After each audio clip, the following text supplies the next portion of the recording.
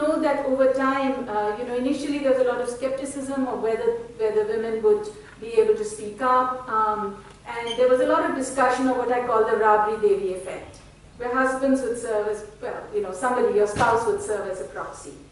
But over time, what we find, after all it's been a long time, is that women have become much more confident, people are used to women in the panchayat, the social acceptance, and the proxy effect has hugely declined.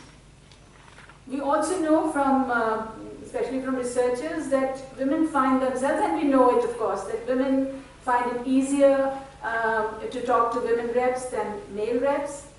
So if the woman panchayat pradhan, if the panchayat pradhan is a woman, then village women are found more likely to participate in gram sabhas. So there's a sort of, there's an additional snowball effect. And of course elected women can serve as role models for other women. So what we are finding today is that after several elections, as public acceptance of having women in panchayats increases, women are winning even in non-reserved seats. So all these are really significant gains if you think of reservation as a form of equality, of bringing about justice, and a form of empowerment for the women who do get elected. But my question then is that enough? Shouldn't we ask, do the women elected necessarily represent women's interests? Because we assume that, okay, let's bring women in, and obviously if you're female, you'll represent women's interests. We know that that is not necessarily the case. We need to ask whether that's the case, just as in the case of caste. You simply because you have one person, whoever represents, suppose you have a Dalit minister, that doesn't necessarily mean that the person will take up Dalit causes automatically, and certainly less so with women.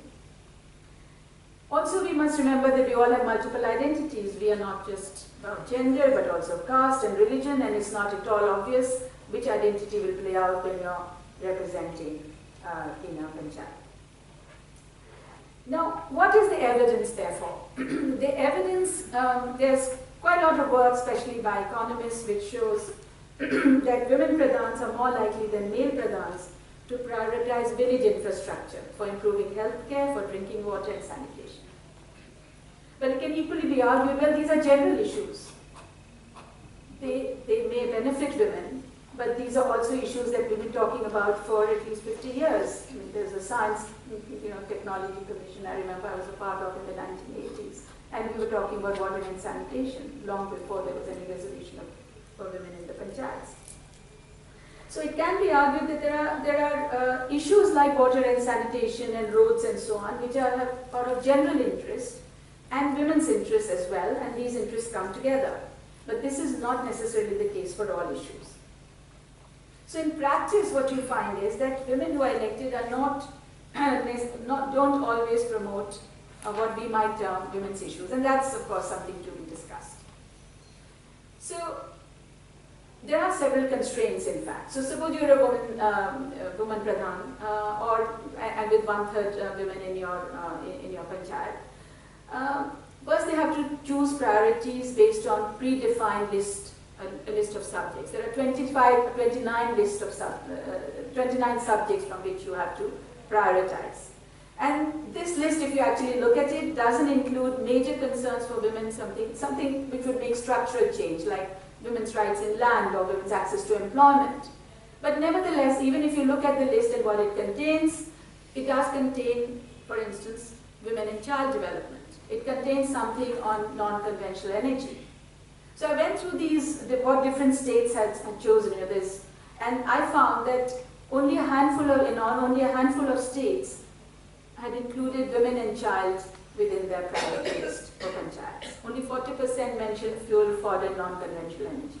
So you're automatically constrained according to this list. Secondly, you're constrained because you don't have funds, because you have funds largely that are tied to projects.